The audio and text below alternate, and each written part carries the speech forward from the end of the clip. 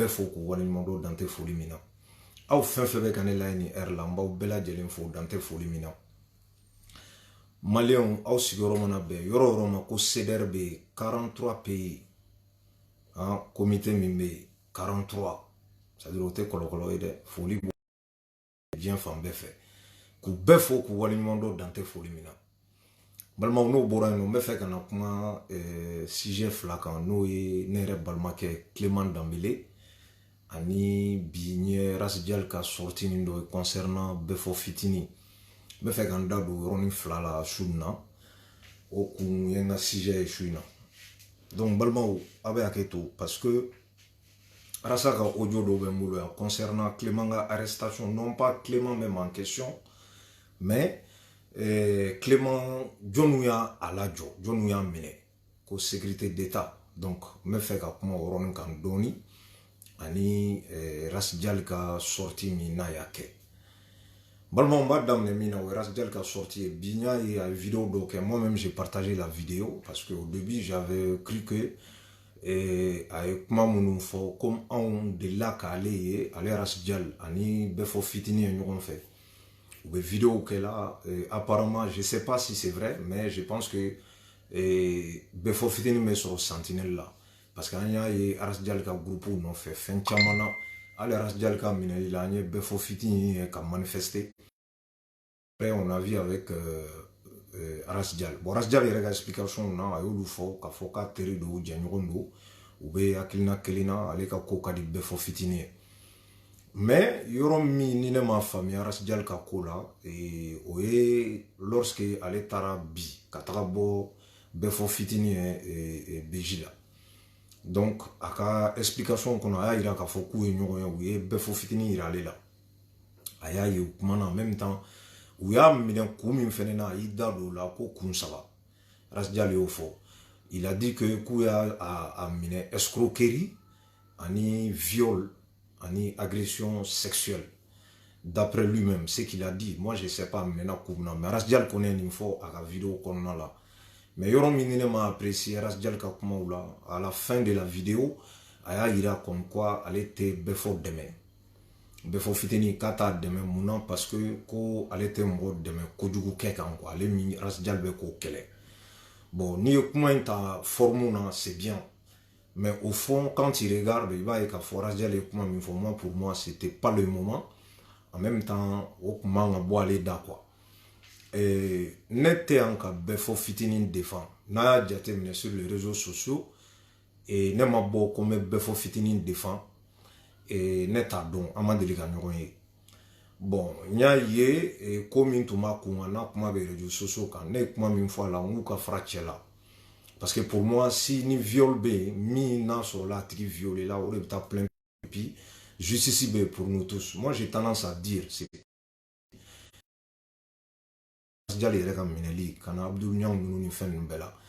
je dis que moi, on y est comme tu fais pas pour quelqu'un d'autre. C'est-à-dire, moi, t'es fronton, il m'a famille. Il est min qu'il veut tout de répondre. C'est-à-dire que ni Joba là, ni Jota là, ni Jota là. Parce qu'un mot de quel là, il faut pas que les gens oublient. Quand faut qu'on me dise qu'on vient, quand moi, tu dis demain, parce qu'il est des nôtres. Moi, je ne suis pas dedans. N'est pas là. Il y a faux Abdou Niang ni Boafanega là. Et j'ai dit pareil lorsqu'ils ont arrêté Rasjal. Il y a pas faux. Bon, Nebe Djalagi bi Rasjal Kamina, c'est-à-dire, allez au droit que quoi. En mounounan sur la mata là. Moi je pense que ni moro na fora ki kodo kay taramine, il m'a condamné, il m'a jugé comment t'es qui condamné. Présomption d'innocence no kayira comme quoi tiki koni a fora kay ninke maintenant on a la tien do tien te ou seke ni prévu be kan no bala Bɛfɔ te charia sans faire charia be bolaka. Mais pour l'instant Bɛfɔ Fitini en ta don kumin kelena abena ta datu, c'est-à-dire que fin ça va Rasjal yo de cité ko viol, escroquerie ani agression sexuelle. Bon, si cela est avéré, il n'y a pas de problème. Je suis vous barake na kan datu avec datu pen mino kan daka ou be daka. Bon, naya jate mine depuis ni manga mouila, mo boraka kuma nous en ben ni ne faut. Y compris Nyoro la no jeunesse Sogodogo et Dani ne Paris. Moi, je crois qu'au vidéo, on sait ce qu'ils ont dit. C'est pas en nous la justice. En termes de juger, en même temps dénoncer, en sait on peut faire une proposition, en sait la dénonciation que en comment be dans une fois kacha. Ka foko be fo be ka défendre parce que avec un minge ou bien ani mamu me nyona ko oluna on te ka nyon kanfo bi. Ko en me bo ka be fo défendre à tout prix. Moi en tout cas, je ne suis pas dedans. Et ne mo yefene parce que on a dit juste naya ke o kata plainte d'eau. Eh ben ni plainte d'eau na ka foko beaucoup tara be fo fitini wole kana. C'est tout à fait normal. À moi, à mon avis, moi, ce que je pense, c'est cela. Mais Niaras Dialdeye, en tant que lui, qui disait que Petini a tergué et puis Oba Katona, bon, etara ladje, a ma jugé folo. Moi, je crois que Eman a boka fo kita demain parce que était mort de me koyouge là. Ça veut dire qu'elle allait incriminer déjà Kassoro a ma jugé. Parce que on me sait qu'à fois non bah là boy ben mi min dadja mais justice de baraquette quoi tant que preuve matérielle comme quoi tu bina moroka escroquerie que net clairement que donner à en tout cas ce que moi j'ai dit qu'à propos nous c'est-à-dire que dénoncer il devrait pas parler comme ça et Rasdal il donne face au joy que ça soit on est d'accord ou pas d'accord avec toi ani dono de faso joy be kumano de et le jour aujourd'hui trop mimbe la joro mimbe la c'est-à-dire que ebe litimi kono normalement et manga bokani kuma sugu fo tu devrais sortir et dire que il nana befo la vraiment bashita la mais où est chargé mon bla contre la olu flenier escroquerie viol agression sexuelle là il y a comment bana quoi moi je pense que c'est là où tu devrais t'arrêter mais et nana kana yira comme quoi à non de bala puisque il y a comment beau yira qui t'a demain parce que escroquerie viol fin non c'est comme R minena dominant moi j'ai dit que Radial minena ko kata demain mais à tara justice ga boloka on attend on peut rien faire on peut sortir crier et tout mais ça ne sert à rien ne il faut bela gele nyana ça que les gens pensent qu'en litimin kono et que gouvernement il magne ibeka dépend na man yumange ateka bara yumange et qui amba don fene ka fo sharia tita ta chugola mais non ko di madama kambe keleke pour que sharia kana a chugola sharia ka tike beka on te klaka lite to ni ko ni mo do minena ka fo ko do ke kambe kule ka manganchi koko tibla c'est pas logique c'est pas normal en même min fo oye sharia fin min dara ko ka chendo chienta we sege ni bingera kan là en ce moment là am se ka kuma nan be bo fena be bo parce que liti kunyo di ni mado mena compris moi-même c'est-à-dire que non ba là bah, vous pouvez rien faire pour moi mais du moment où on est notala ou be bingera ne en ce moment là ni mi men de me ben de mo iga droit c'est comme ça am kele mina odo oui mais ka fo et che bla potion mina bia biba fia abandonné sans que aka foka joba la ou be ajota la bo imagine ni vidéo et à que moi ya vidéo télécharger ou la dire befo kata tribunal ka bolo kata ko prévuta la ou be kan nota la ibna munefo c'est là où je dis que il a sorti c'est raté tu devrais pas parler comme ça en tant que rasdial joro mumbila amana ke chugo al ni nete akilina kele na wakati do la mado de bi non fait ton de bi bolo ton de un dalendo et là ou toulé no iko bon moi je crois que ni ebe kuma e kan yi koloshi be fem info non pas kanaka fo ko befo fitini escroc ay viol ke agression sexuelle o maganga ke ka kuma e ni do ina quoi c'est tout domina itara kata la je la bashiba la bashida ni fene ka don ou keme ka charger min taka daka et ou be donner sur ni bora ka mo kuna fono la on attend maintenant ou kala tana justice ka buluka na sera yeno na jugera ka jota la min kanga daka ou be en ce moment là il va faut vraiment à juger la justice à Kabarake. Mais Nasoro Kafkan Notala, jusqu'à présent, il est innocent. En tout cas, il faut des biscuits tara kayake. Parce qu'à Kéoro l'a été netté. Oh, Moungo kayake, vous devez en prévu Kaira Kanobala. S'il s'agit qu'il faut kayake, ben obligé, Charabe Boulakan comme Toa Boulato, quand tu as Banyou Flene et Kasola, Hal Nanga souhaitait bi. Bidonga Banyugo Soroy. Mais Banyugo est fait, mais il faut bien béa, mais à Mandogo. On n'a pas besoin d'aller chercher les preuves. Mais Befota, il manquait Kenekandaï. Ni viol d'eau à Kera Dogo de là. Oh, au mabo au don, à bora bidi. C'est pas grave parce que c'est qu'à les 10 ans qu'on a. C'est tout à fait normal. Justice Gaboloka. Mais, au lieu de venir prévu et qu'il y a un foko befon ne voilà. Non, non, voilà. Justice Gabaraké ni prévu boulot, prévu matériel. Mais, eras dial, et min terido, i dondo, et puis abika tona, normalement, et maganga bo, can aller incriminer tantôt. C'est comme si, il fera la toka en djalagi quoi. Tu crois ça? Peut-être prévu d'obi boulot, il sait qu'à bono loué donna na taula. Moi je sais pas, comme quoi que escrodo et puis à binam il sait qu'à bono loué. Mais tant qu'il m'a bono loué, tant qu'il m'a jugé folo, et tu sais qu'on a eu jo, jamala kafo, ko tche, ko criminel de walkele à binam ou bien ko escrodo. Je suis désolé Rajdan. Ni manga kega kumaye. Espérance bila nima, il donne nima. Ni vidéo krikra sugu imanga ni ke. Vraiment, il a sorti, c'est raté. Moi, je te dis clairement, il y a mingi à manier, quoi. Moi, à ta place, il va boy excusé. Et puis, tu attends la justice. Parce qu'il y a des gens qui ont dit que la justice a instauré Mali comme Bella Djelen a Kenya, justice. Quand on a comment se faux. Vraiment, avec mon digla, mais c'est avec mon digla, mais c'est ça dit toujours un litige d'âme, ça fait des années maintenant. Il va falloir que fin d'obé en haut famille. Moi, au début, comment d'obé en bas faux, comment tu peux d'obé en bas que accusation d'obé en bas tagada moukan. Mais en me donne un bi, plus en bec avancer, plus en quand éveillé en y quand yele, en quand a doira sa tafana na fa mi pour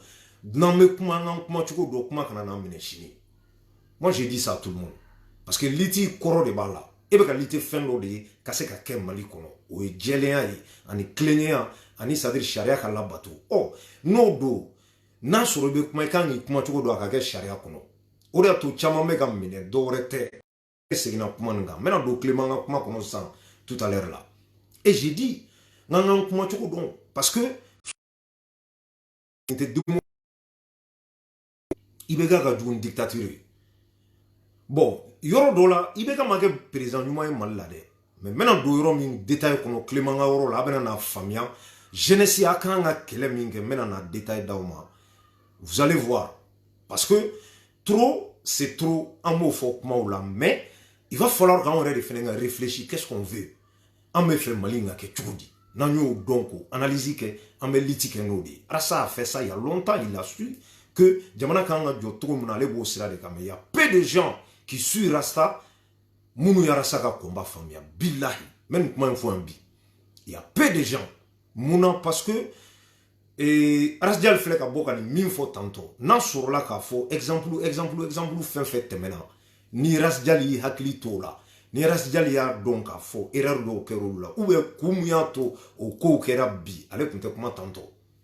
parce qu'anya ni fo be mo ni bi na bore Facebook sans fait ibe vidéo ke ibe Rasa défend ou ite Rasa défend ou ni be kuma i kuma choko donc kana galum basri mo la kana mo buruja un niveau nous est plaintif de ka domna libta justice la joté sur le boulot mamunu rebi fait non le koku bi défend ils ont pas armé qu'à ce qu'ils défend ça dit fin en flot de wati comme 600 parce que nim fangen belle bena mena kelengele ça je vous le dis hein beki sidinaï nim turube bi befola ça c'est autre chose Clément menelen flenir mo rebe se ka mena sini korela toujours il faut être prêt et il faut assumer. Tout ce qu'on fait, il faut assumer.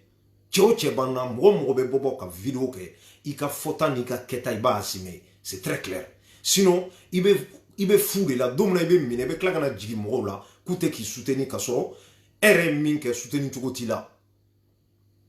C'est cela normalement. En fait, il y a une de corps litique qu'on a là. Donc, Befogan Mineli, moi je dis pas qu'il a raison, je dis pas qu'il a tort. Pour l'instant, net à don, Radial qu'on bora et fin ça va faux. Comme quoi que oui à la job parce que viol, parce que et agression sexuelle qui est en escroquerie, au fin ça va cause de d'aller noaka. Il a raison ou pas raison, moi je sais pas. Maintenant vu que en déjà, on attend à casser justice là où on juge ou on a jugé. Ni prévu sur le boulot comme quoi on va là, mais c'est la justice. En mot de quelle est là, ni prévu vraiment sur le phénomène là immédiatement. Donc tout ce qu'on dit, il faut qu'à faire là, en tout cas moi personnellement, ce que je dis c'est cela. parce que n'an an y'an ta kow fɛ ani n bɛ fɛ ka dɔ kɛlɛ an ta olu fɛ peut-être i bɛna maloya sɔrɔ a ko la, c'est ça en fait. Donc Ras Dial ye nin sortie min kɛ vraiment c'était pas la peine, au lieu de sortir de nous expliquer mun na u y'a minɛ i tun bɛ da o ma, mais n'i ko k'i t'a dɛmɛ parce que escroc don a kɛra tan, bon ça c'est trop quand même vraiment. Moi, à ta place, il m'a gagné. Normalement, il y a un bon cahier, excusez même Befo Fitini, pour l'instant, il y a des dakan. Ah, ni moitié mon a benelé nous, fait une fois qu'à dakan ou enie. Or, maintenant, comme le jugement baissé kake à kola, RMI n'a sur le don ni terrible. Il faut bon, maintenant, ni avocat babolo, dossier mon maboula, ni prévu mon maboula, bon, d'accord, avocat, maintenant, jugement d'eau, ni Befo non, mais n'a qu'à non, ben, n'a tchété, mime c'est qu'à ouli gaboui. Or, n'a la fenêtre, c'est son droit. Donc men yoro fo be foka oro la Ras Dial ye akase ka famia an ñoron, c'est-à-dire que souvent kuma an gana telia kuma fait ka boka kuma sulu do fo après ibina na jalagi soro. Vous voyez, moi je ne suis pas là pour ka mo diffamer ou ka galonda la wal kele ki bourja, mais en tout cas il vidéo mingamine et moi-même j'ai partagé parce que je pense que Petini a tiedi en même temps Ibora na kuma tukum na au début j'avais pas tout écouté. Et jusqu'à ce que n'tara ka vidéo bella menya et ka fo vraiment comment là-bas manier il boulot quoi. Il quand on rectifier Ras Dial ni nega ni vidéo sur c'est juste qui rappelait à la yemin fo il kata revoir ni ga vidéo la mec analyse peut-être il revient en femme et puis en gana erreur bonya na erreur que ka boka erreur corriger, ça fait partie de la lit, c'est ça. No bora mena Clément Ngaro lambalma. Vous avez vu ne ma kuma Clément arrestation parce que au début il y a beaucoup de gens mauko où est Clément enlevé à Tounouna où il a enlevé des mots. Le mot enlèvement juridique on est droit qu'il y a ni mamounou mais charia do l'outa faut enlèvement do tant que c'est-à-dire que mamounou ya mené na dona kafoko essaye de amener nos services de renseignement nous lui mené au enlèvement. C'est très clair au enlèvement parce que enlèvement me faut faire mon neni madoka beala kata dota kaso. Par exemple, Soumaïla flèche comme na 600. Ou lui enlèvement oui. D'ailleurs même profiter de do que albiala ka konwa Soumala Siseye Shuni client klibaka ni ya ante kuma kan non pas parce que Soumala mandat ou bien fin parce que avec bolo minkan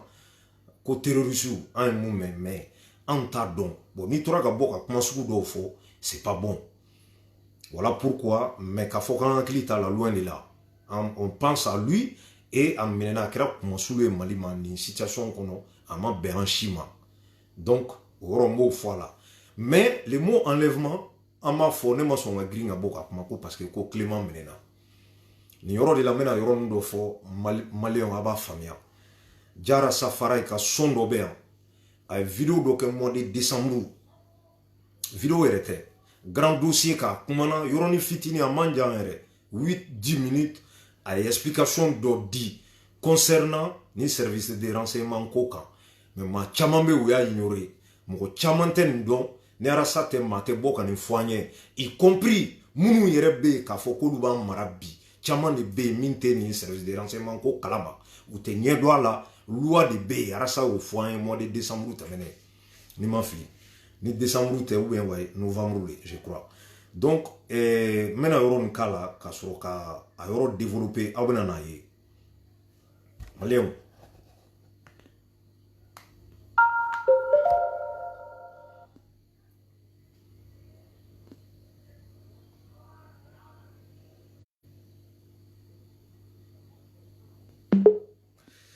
Voilà. Donc, on a 600. Service de renseignement kokan abena rasaka esre lame yoroni fitindro pour comprendre ni manunu,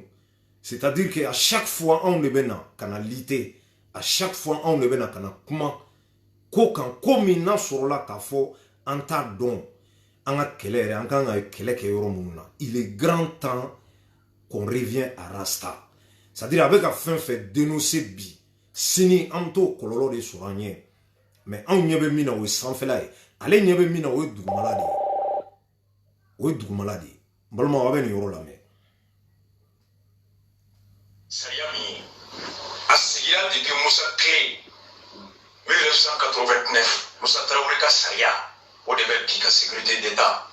a bɛ baara kɛ o de kɔnɔ.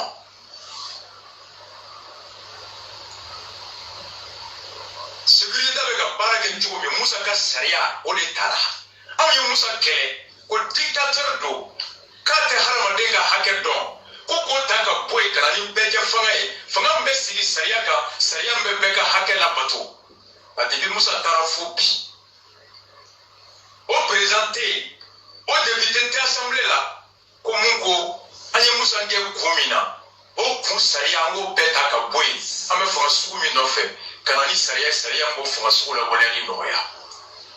maître Assane Bari yɛrɛ n fa don n'a ye débat kɛ que je respecte beaucoup a kɛra ministre ye Adema tɔgɔ la ka kɛ ambassadeur ye Adema majorité à l'Assemblée pendant 10 ans ils n'ont jamais pensé qu'à lajɛ de sécurité régie sariya min bɛ sécurité la sariya taara ni dictateur hakilina de ye wa walima est-ce que sariya bɛ démocratie taabolo labɛn wa aucun ministre aucun député aucun parti politique ne s'est posé la question sur les fondements des politiques du régime qu'on a qualifié de dictateur.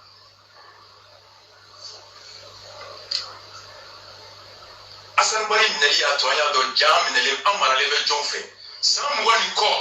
minnu ko k'u ye dictateur ye sariya b'olu de bolo ye ils sont en train d'utiliser un instrument dictatorial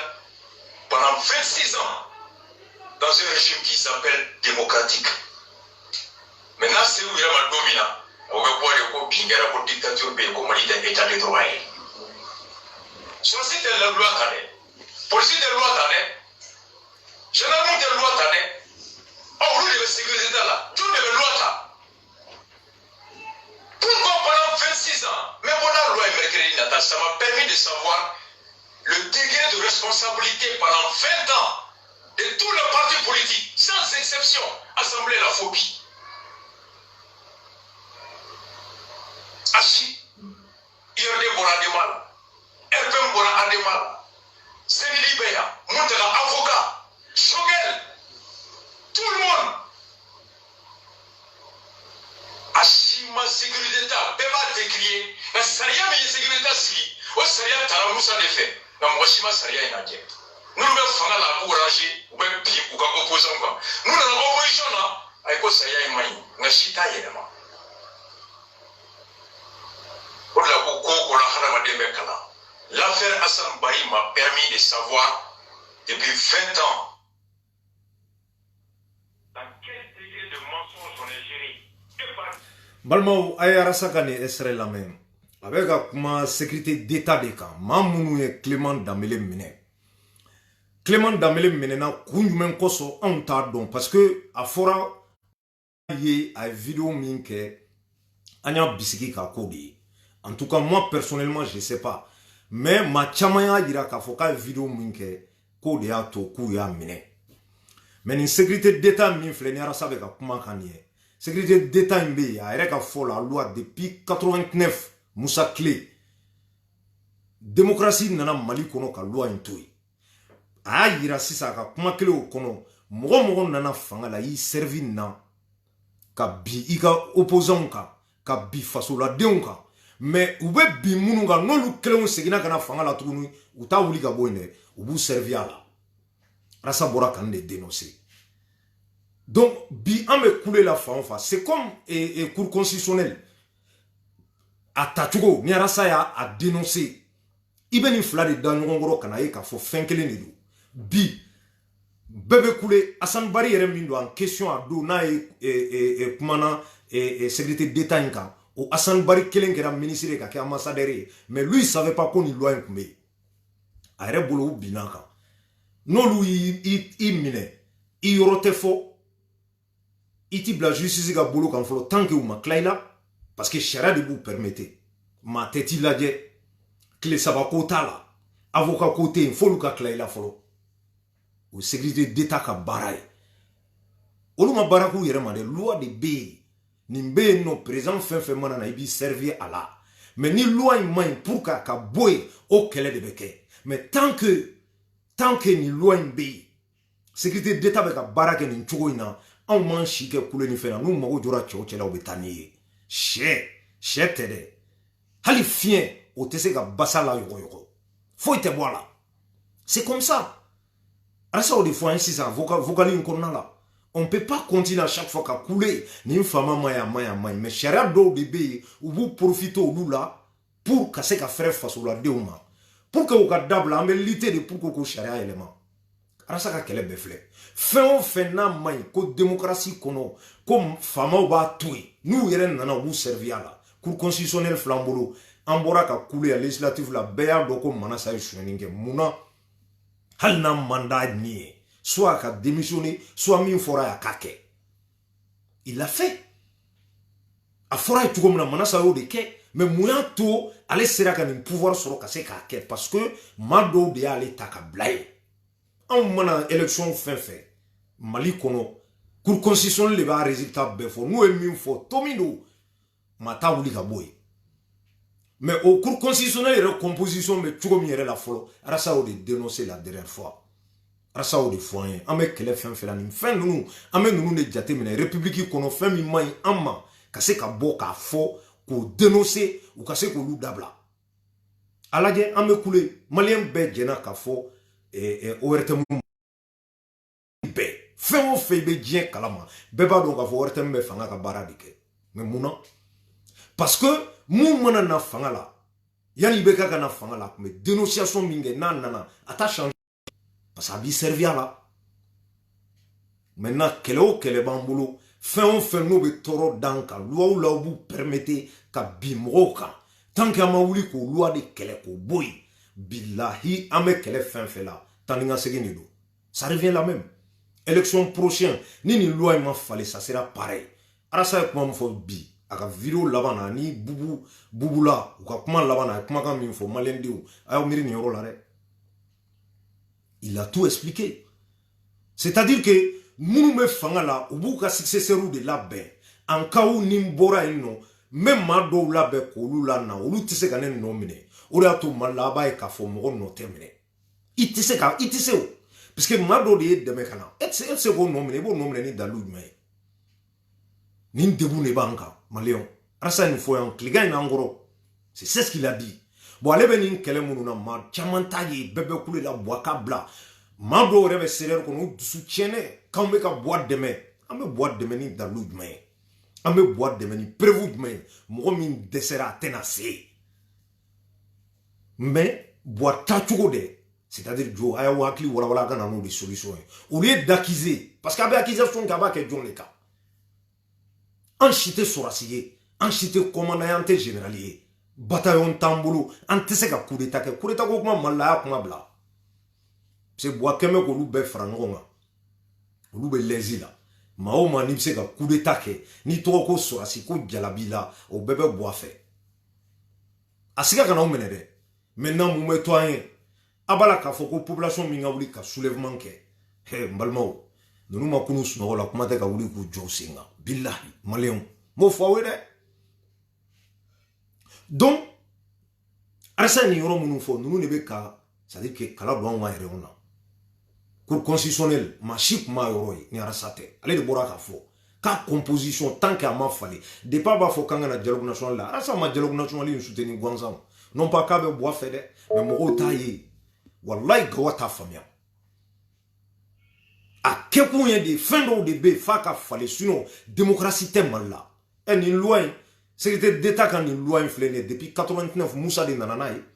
Alpha nana a ma yɛlɛma a y'i servir a la u tun bɛ mɔgɔw matraquer tan de Alpha tile la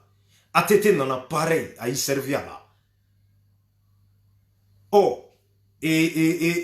IBK nalen filɛ a bɛ k'i servir a la ni IBK taara n'a ma falen ni mɔgɔ wɛrɛ nana a t'a falen a b'i servir a la de parce que a b'u permettre min y'u diya k'a kɛ Clément minɛlen filɛ jɔn bɛ se ka mun kɛ mɔgɔ bɛ se ka mun de kɛ a bɛ sécurité d'état ka bolo kan mais a bɛ yɔrɔ jumɛn mɔgɔ t'a dɔn mun kɛ fɔlɔ o ma fɔ anw ye parce que ni k'a minɛkun y'o de ye e bɛ wuli ka kɛlɛ kɛ o la sini ninnu ka bɔ ni ala ma far'i kan i bɛ kungo sɔrɔ an b'o tile de la bi Clément yɛrɛ ye jɔn ye fɔlɔ o dɔn parce que e y'a ye de a bɛ ka bɔ ka fɛn dɔ de fɔ mais mun b'a duguma ne tɛ k'a accuser dɛ mais mun de b'a dugu ma i t'o dɔn mais n'i bɔra ka fɛn dɔ fɔ fɛn min sini ma sinikɛnɛ ka bɔ ni prévu ye k'o yira min b'a to Clément kan ka minɛ wallahi i b'i da ma ko i tɛ se ka kuma bilen c'est comme ça balimaw o de y'a to n y'a fɔ aw ye aw kana tugu mɔgɔw kɔ ten avec Clément a bɛ maa minnu dɔn a ye tugu olu kɔ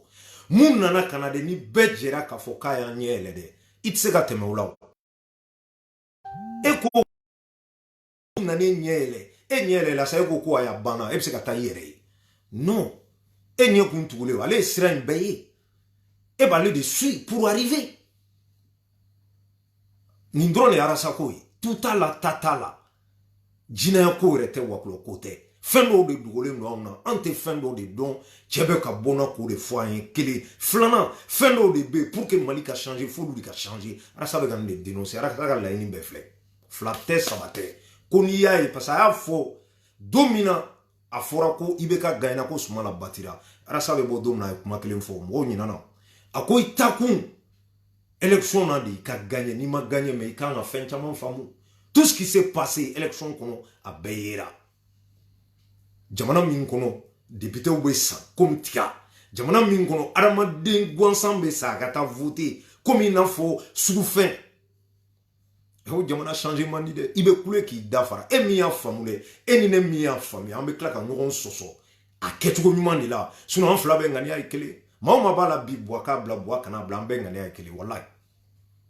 ŋaniya fila tɛ dɔwɛrɛ tɛ n m'a fɔ minnu ta ye taɲini ye dɛ mais jamana in jɔcogo ɲuman an mago b'o de la ɔ e ni ne ma ɲɔgɔn faamu mun na parce que fɛn dɔ de bɛ yen o bɛ k'a to e ni ne fila ka laɲini tɛ ka se ka sabati o ye fɛn jumɛn ye an k'o ɲini ɲɔgɔn fɛ e t'a dɔn ne t'a dɔn jɔn b'a dɔn Rasbach jɔn bɛ k'a kɛlɛ kɛ Rasbach to min don cɛ tɛ yen k'i bɛ se ka wuli ka bɔ a tɛ yen walayi a tɛ Mali kɔnɔ Assane Barry min kɛra c'est à dire que ambassadeur ye Assane Barry min kɛra ministre ye Arasa de y'a fɔ a ye a tun t'a dɔn le même Arasa a rappelé Bachi de son père o min kalannen don ka tɛmɛ Arasa kan a bɛ sariya dɔn ni Arasa ye a ko nin yɔrɔ bɛ yen dɛ o yɛrɛ ko k'ale hakili tun tɛ nin na ko depuis kumajaw ma changer k'a ma changer dɛ a filɛ c'est à dire n balimaw quoi n'i ye Mali mɔgɔ min bɛ Mali dɔn min bɛ ka juguya Mali ma ni maa minnu b'a dɔn n'i ma tugu olu kɔ i bɛ tugu fu kɔ vidéokɛla gansan réseau sanfɛ k'o ye ka guide ye c'est à dire a tɛ ka se ka maa o maa o y'a yira n na u bɔra ni mun de kelen ye qui concerne les Maliens a tɛ yen dɔrɔn Faransi bɛ k'an faga dɔrɔn IBK y'an su don IBK tɛ président ɲɛnama ye a banna mais non jamana tɛ jɔ tantɔ n'i ko mɔgɔ dɔw man ɲi e y'o bɔ yen parce que o tɛ ka baara ɲuman kɛ wallahi i dalen don maa min na n'i nana n'a ye loi minnu bɛ yen bi n'u bɛ ka bin mɔgɔw kan depuis Musa Tile n'a ma falen olu fana bɛna segin o ɲɔgɔnna kelen de kan i b'i sigi n'a ye saraka foyi t'a la wa loi min n'a sɔrɔla a filɛ nin ye cour constitutionnelle in composition n'a falen cogo ma yɛlɛma ou bien élection ka b'u bolo k'a di seni ma kudayi bilahi 2023 an bɛ segin ka na ni résultat kelen na ala siga kana u minɛ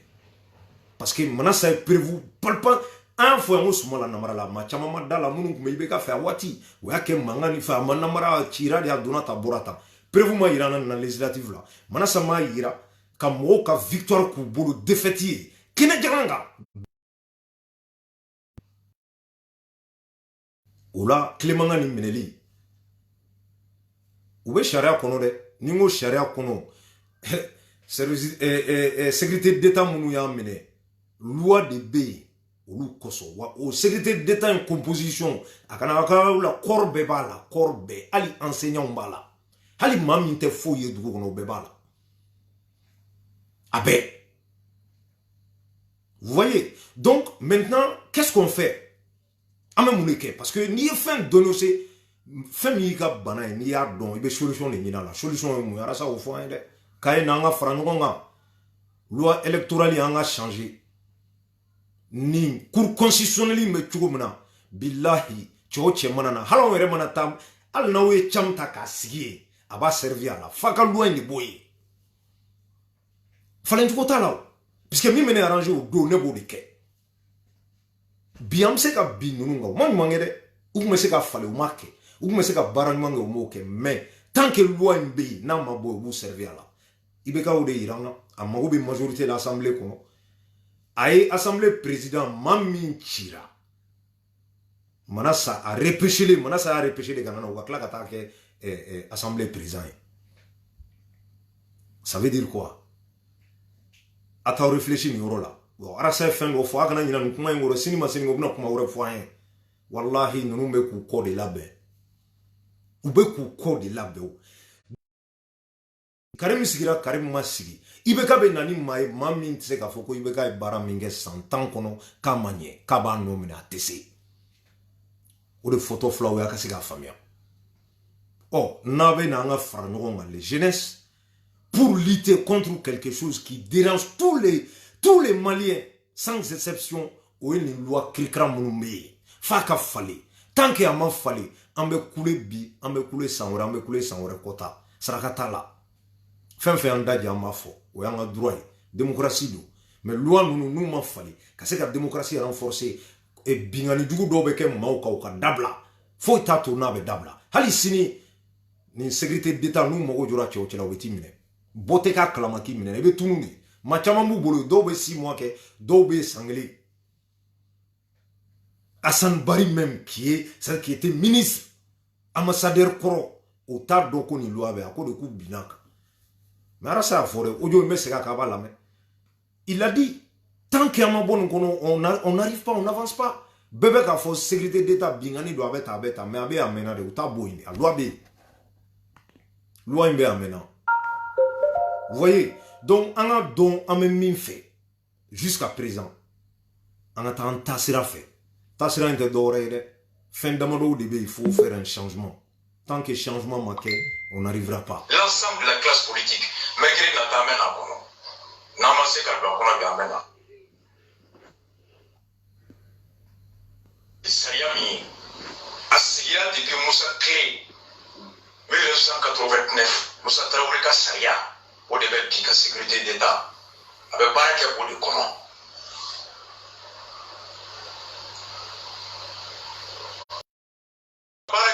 Moussa Saria, au l'état. Ayo Moussa Kele, au dictateur d'eau, quand tu as un déga hacker d'eau, Koko Taka Boy, Kanani Beja Fangae, Fangam Bessi Sariaka, Sariam Beka hacker la bateau. A début Moussa Tarafobi.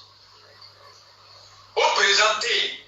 au député d'assemblée là, Komungo, Ayo Moussa Komina, au pour Saria, au Betaka Boy, à me faire un soumino fait. Kanani Saria mo fanga sula boleli noya. Maître Hassan Bari un farou na débat que je respecte beaucoup.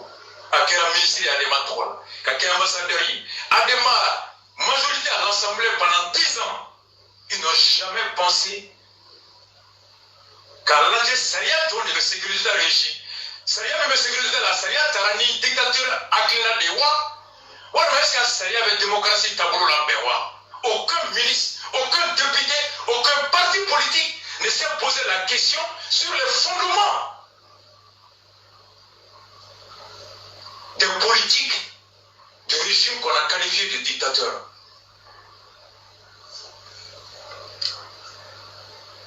Hassan Bari Neli a tourné dans Jam, Neli Amara Leve Jonfe. Sans moi, encore, beaucoup de dictateurs, ça y a beaucoup de boulot. Ils sont en train d'utiliser un instrument dictatorial pendant 26 ans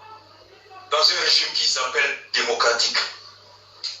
Maintenant, c'est où il y a un dominant. On va voir les copies de dictature, comme on dit, l'état de droit. Choisis de la loi, police de loi, généralement de loi, on roule de sécurité là, tout de loi. Pourquoi pendant 26 ans, même on a loi américaine, ça m'a permis de savoir le degré de responsabilité pendant 20 ans de tous les partis politiques, sans exception, Assemblée la phobie. Achi, IRD Bora Demal, RPM Bora Ademal, Séni Libéa, Montera avocat, Shogel, tout le monde. Ashima sécurité d'État, Beba décrié, la Saria mais sécurité si, au Saria Taramoussa de fait, la Moshima Saria est en guerre. Nous devons faire la bourranger, ou bien pire, ou comme opposant. Nous dans l'opposition là, avec Saria et Maï, nous chita élément. On l'a beaucoup, on l'a harama de Mekala. L'affaire Hassan Bayi m'a permis de savoir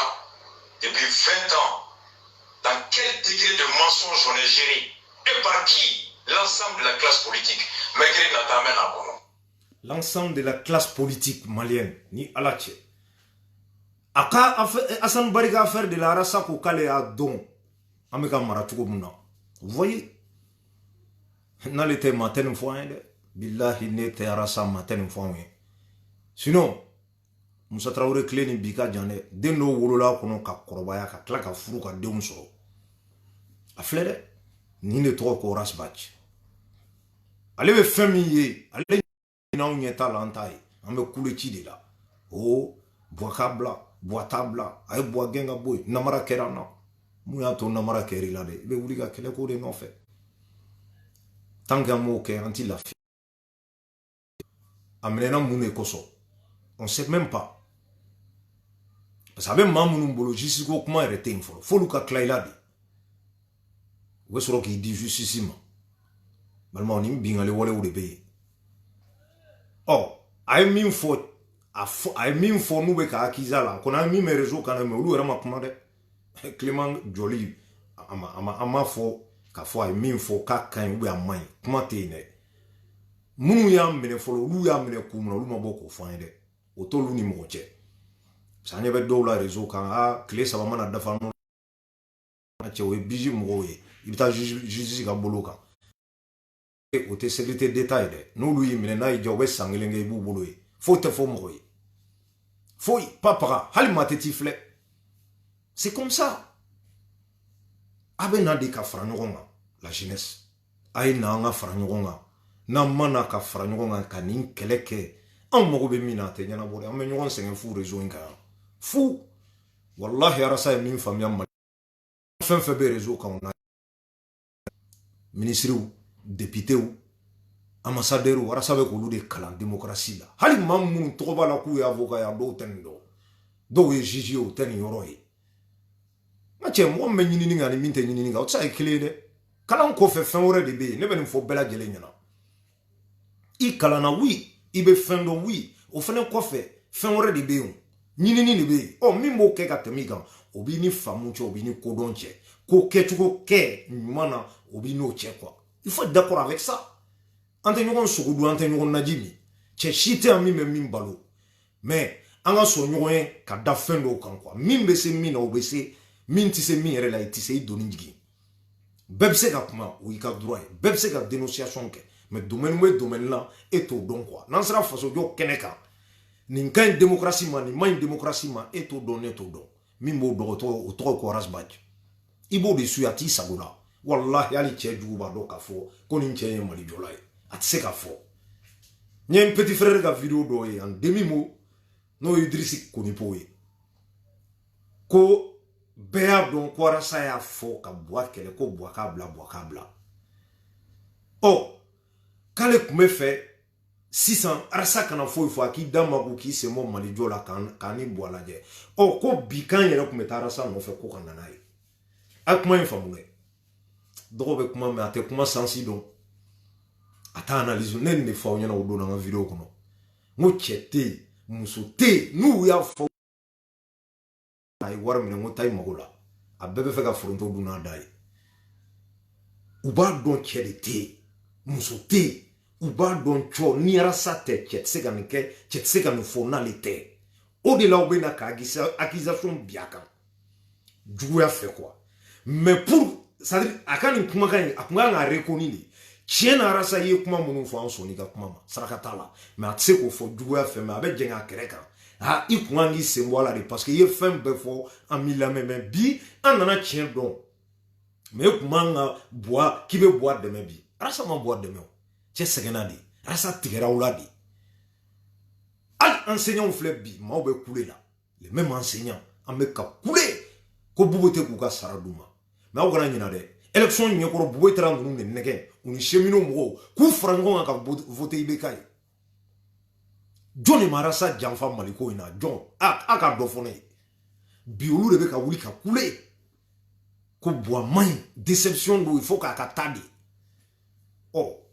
don min na fanga b'i la don min na se b'i ye domina forie mo somin janyana ka teman beka min nana kuna foni ka fov hey na woni ncheta deuxième fois la atenye awma akoko o sana awma dawma de tellement argumentable ala ba do mi fo tien do non avec musoko de ke sungurun tigela de do ni ndrone foran ça veut dire comme si mali mago bo de la quoi savoir ni kasa sungurun tigela ou pas ni kasa e jena kila ou te or que an mago be mina mali kono ni shite e ka jena yi kungodi na ija shi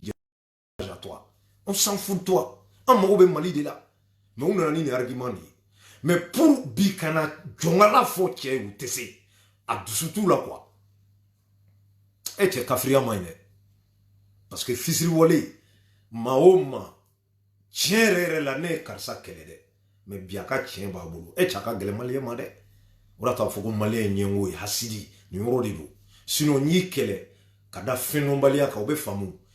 ne bulu e be ka ko ke chuko na otembi kele duma ni na so ko tien me ka mi fo tien do boy horonda la ka fosa obe e bonya obi korota de il faut qu'on tient ya na ka ko be na e ko tien do abe boka fo me to fo do nu kere de kan rasa ye ko be ke malien milame a flene bi kungangi se mo kele la de ki sigi kan laje an re kumbeti no fe kana ni Idriss koni pori ka kuma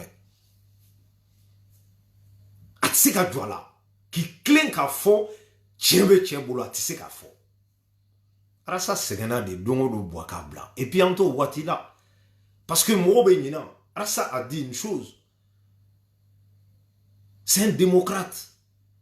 Oh, moi, je suis les démocrates. Moi, je suis association de retour, CDR, collectif pour la défense de la République. De défense. Ou bien son cas de attaquer. Ou bien quoi soulèvement ouli. Kasoro après lui sait très bien about au fait ka dien comment se goube mais quelqu'un qui est sur le terrain, il sait très bien que les Maliens sont pas prêts pour ka ouli ko ba fo ko ben fangage. Ma fo ni miracle nanade. A jate mene bike John me se ka jama labo fo beka sira malien be dien beka don we ni mo damaro de buya idara diko karasa farawlu kan nous mo sabaw de be se ka jama labo malien dien bebe sira we prévu ira ni ko tientanya prévu le 5 avril ibeka ko kale sirana o ma dogo malien denshi la bi John be se ka mo la wuli bo par-ci par-là, au tsika mogola tao.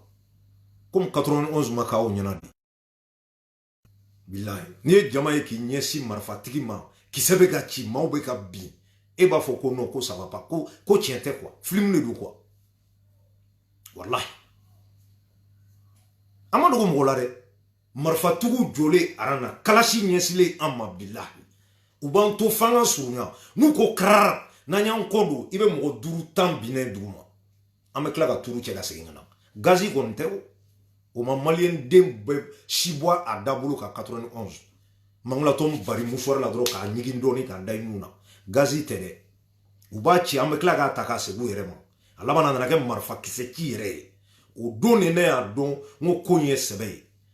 o dongele fene ko so marmar ko kleme ka fan ko non ko mugu jedo bal blanc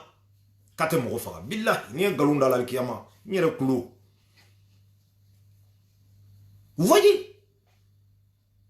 C'est-à-dire que n'y ne faut avouer quoi. Aïe nanga keleke kozi nobulu la mali kono pour qu'il y ait un changement. Sinon, ame koule mon entendait.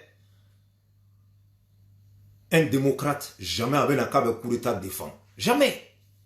Oh, moi, mon république a dit, beta charia obesera mon fait. Ou là, Tonya Fomyana, les menemandi.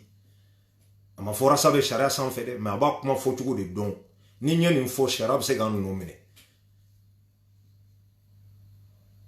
Ni wo be litika ka gele ni mawti ko munu ki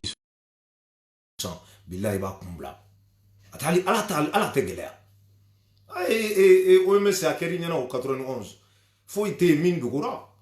ne o fo journée kelende min pana chamu kuna do y en a pas. Vous voyez, ça dit que en son chema am mo be femina ngata nyini am se ga so chugumna o do tunye parce que ça est fin ni jeunesse fait we che jamfa quoi bi kule be ka kɛ ko de wele au secours parce que o yɛrɛ tɛ ka kɛ directement de indirectement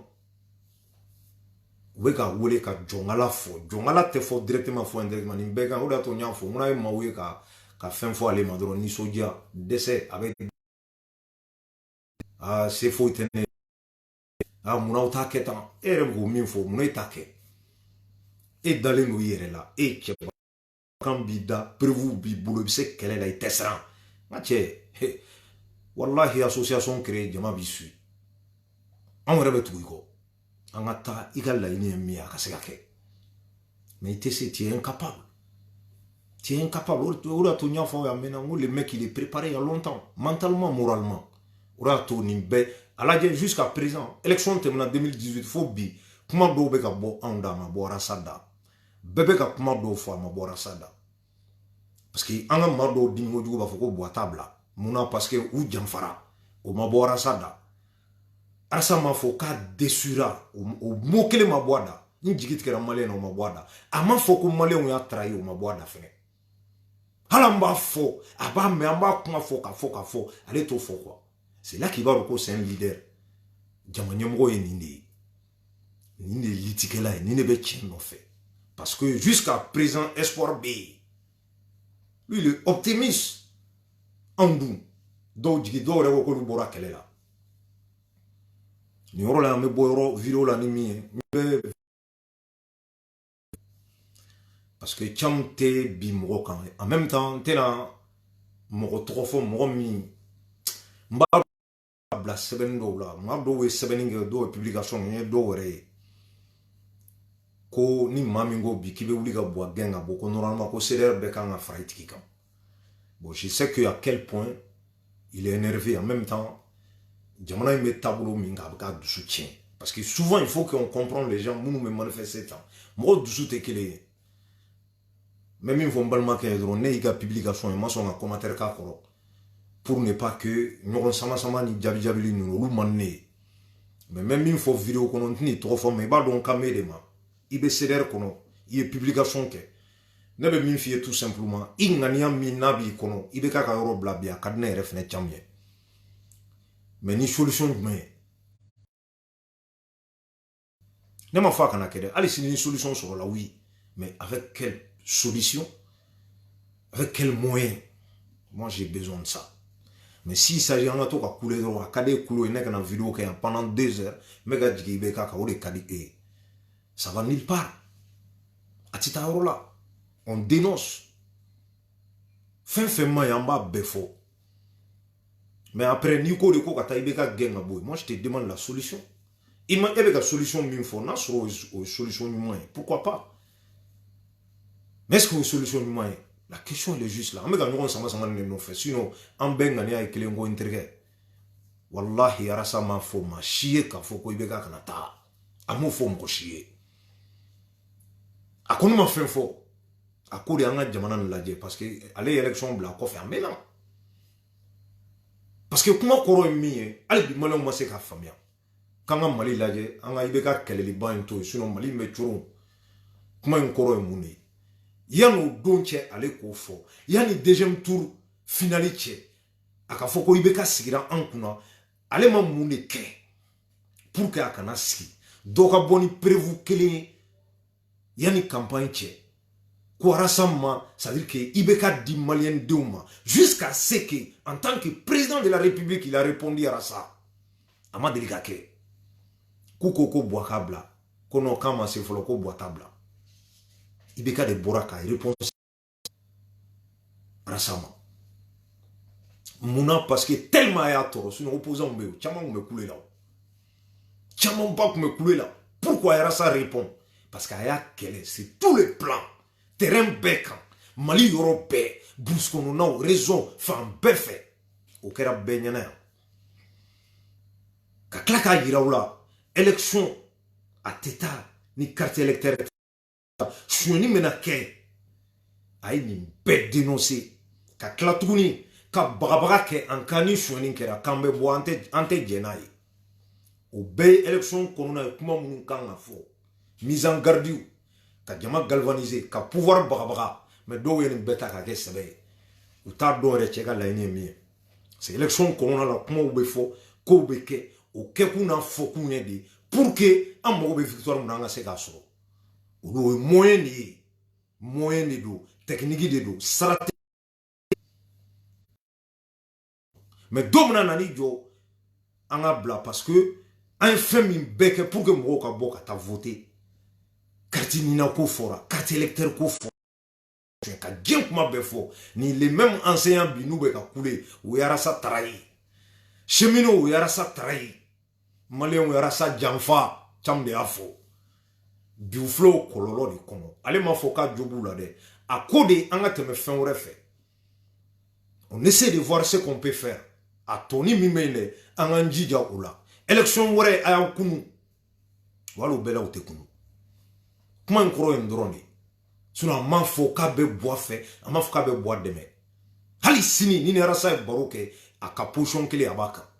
mais ako il est temps parce que tu sais qui chige bois ka blala yala la mgo dalao e be ka fo munu ye ou bois ba blani solution mais élection ne do ou ka carte électeur bubulu taro firi kusigi bike ka klaka no lu no fait kuna ay wulanga ta bois ka bla ou ta mune ke tukuni siningene erreur mi on so ni élection na de aba jija wure kana so 2023 ay carte électeur d'état 8000 inscrits 2 millions votants malien me mune fait tieni befo million shegi de kan a voté Mali kono mais élection te mena na million fla on a tout présenté qui est légitime até amala biko Mali 20 millions d'habitants mo mun kan a voté nous chi nous font c'est la tieni be détail dit c'est-à-dire il tisse mo reprochité qui be se ka jalagi de takabi check en quoi ni me mado sigile biko muna ta fo boaka bla abene kabako ya en même temps même ni so jatuni encore no aja na le techete e yani ki ignore la kili wa Clément ya ganin klebeke kaba et c'est Clément fo donc len dakle ko boaka bla deuxième tour de l'ultra frajon le ka Clément ma tuna ya Cheikh Jarabe mi ame domna ko bi kabashi nere ka candidat préféré ko ngale abemi ni élection présidentielle de sera prophète do ale bena chu anka mais avec des goûts pendant 5 ans il n'a rien assuré comment on a voté oui chunaye tcho chebe coulé la billahi compris Marco a be chunaye deuxième tour là ku kana fra anga fra ça dit no fo quoi nya fo ka chapo tiki là abe be fin lorika muna arsa suma la suite benga on est kumbe programme on tarake kele puis benga ne kumbe nous on avait besoin de quoi 15 députés jeunesse là on ala ni krache c'est d'ailleurs mago kumod là imaginez bi au cas sur kumbe assemblée kono ça allait être comment mbema a bekera rarasa ko maliko taraka yele ma kunjugu ka ka rarasa ko o lieu maliko a kera rarasa ko tant que rarasa be al nanga herebe antita en flow kololo kono bi optila mo clé ni be ka boka kuma ora tombe c'est d'ailleurs mamuru la famille mamunu fene rarasa no fait les sympathisants ayake ala ni kira kama fendo be aya were mine chen sengena we quoi chen sengena billahi parce que ni ay bi do be boku siki ko mo tako do retede oluka la ni tu mi à l'époque amaseka ke do rete boa katadron ametu wara sako parce que il est seul ka boa combattre ametu aleko donc ni boa taranga la ni sorola we minga boke comme on maquette bi do wu resama o tila mo de fermer claque boton ama ko 600 mo tako donc do ni vidéo siki kanana analyse ya mo te kuma blé c'est phénoménal à voir la malienne alna kalana dobaje halna kalana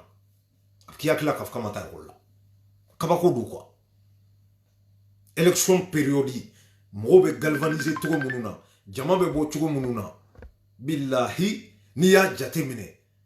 ka klaka na yi wati mi élection te fefe wolu be se ka kekelen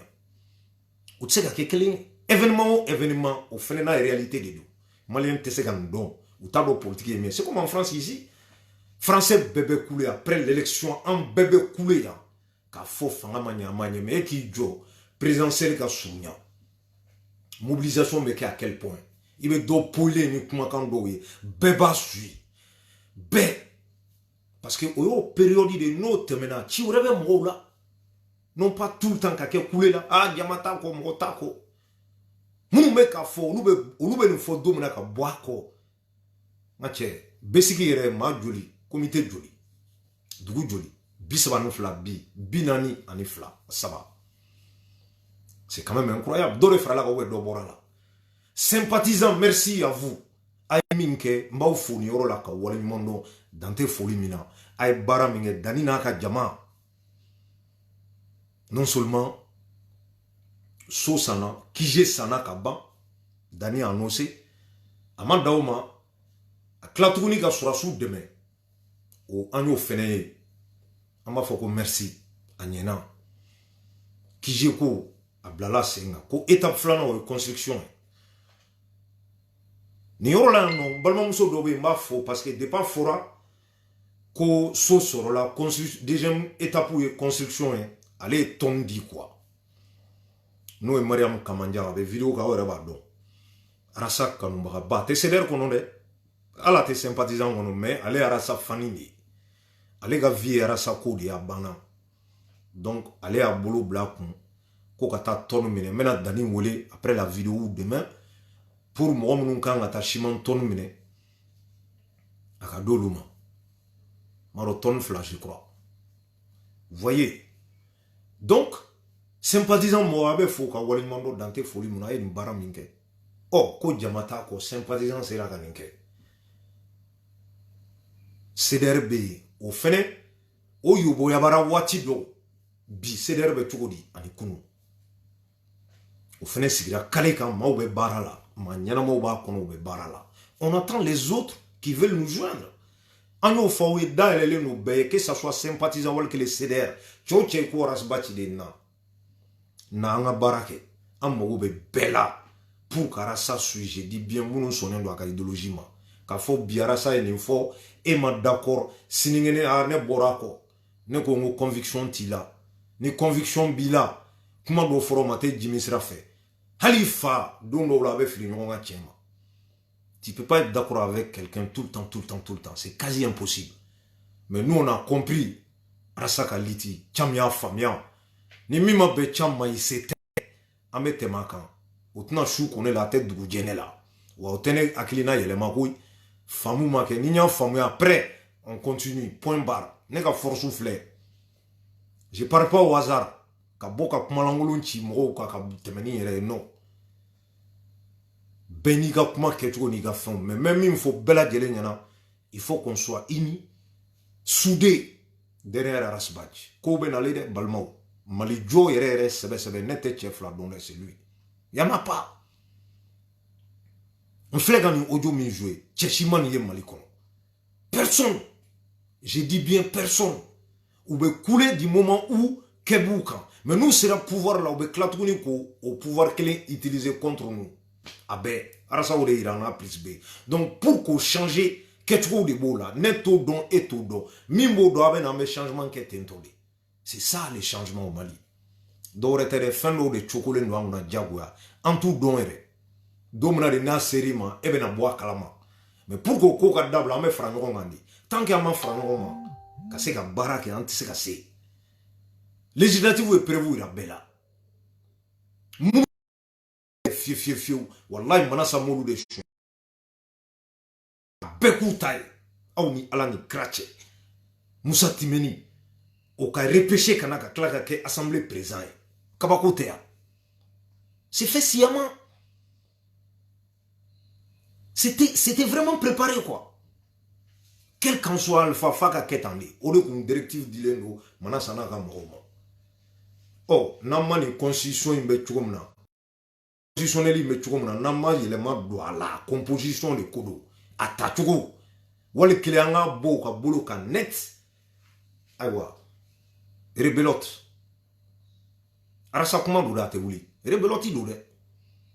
oda to anana dialogue la point do be ayre jatemine ke fem mununa a sinso duka alhamdulillah chaman tarala y compris ça élection ke chugo yele mali o ba kono oda to ale ko dialogue ayna kakla kutuni hal na maso ayna kana uta info dialogue la do yo saboter kakla tuni kata boka frango ka ke kuluye ka do député blongo no bi ou be ka sa iko marabatika an y'a fɔ yan bɛɛ y'a ye Boué ye député au Sanko Marabatika au Klala Batika kabako tɛ nin yan Mali binna fo ka da ci ko Mali bɛna bi a bɛna bin tɛ a binna de fo ka da ci bilahi tɔgɔ y'a ka disparaître de dugukolo la ka bɔ yen pewu ma kelen kelen minnu bɛ yen n'olu bɛ kalama n'olu bɛ ka lutter pour que o kana kɛ an bɛ fara olu de kan pour que ka se ka se sinon kule in tɛ ɲɔgɔn buruja in tɛna foyi ɲɛnabɔ ɲɔgɔn lebu in tɛna foyi ɲɛ an ye yan manamana ko kɔ i b'a kɛ bi sini mɔgɔw bɛ ɲina kan'i sigi ka nkalon da mɔgɔw la k'a kɛ bɛna vidéo kɛ mondial c'est-à-dire que fɛn bɛɛ mondial mais a tɛ se ka foyi dilan min bɛ hɛrɛ s'an ma hɛrɛ mondial se an ma quoi kabako de don les vidéos à la con les vidéomans à la con dɔw yɛrɛ bɛ yen ci foyi t'u la k'u sigi vidéo kɛ la manamanakan fɔ la ko faso jɔ cɛ bɛ terrain kan réalité min bɛ ale b'a dɔn ale de bɔra n'a ye k'a yira anw na aw bɛ kule la a filɛ si Clément savait parce que Arasa est kangara min da Clément bi ne sago wala Clément me blo mun ngambi moi ça m'a pas plu même Mounabe ne to kundone ni ya ouya mene c'est qu'il y a quelque chose je n'en sais rien ou bina qu'en fait c'est possible aussi je n'en sais rien mais ce qui est sûr qu'elle est niba que liti Mali kono niba que il dit jaga charia ndo il dit ja mauka qui sont solides bien flé mon kuma ka réseau vive Clément contre Rasba Kasura Rasba il a tenu là il a averti il a dit kunu kuma munu fora bi ko munu mega ke olu cheka janyo donc balma ni ne kuno ka boka vidéo ninke comme Yaras Jalika vidéo ye ay kuma kan munu fo je ne suis pas le défenseur de Befo-Fitini. Je dis bien, je ne suis pas le défenseur de Befo-Fitini. À faire, je ne me suis pas impliqué. Mais Rasdial Bora, j'ai dit que Akmanga nous faut en tant que Rasdial. Voilà, il doit juger pour qu'il ait incriminé. Donc, ni Mounou Fora ka foye ka fokan nodo, nan no bala. Ba no bala, nan no tala refene juger de bodou fin. Comme al ere ka kala Rasdial, anya foto comme na. Mais n'ambora kana kafo kambe kuma ou kechugo dola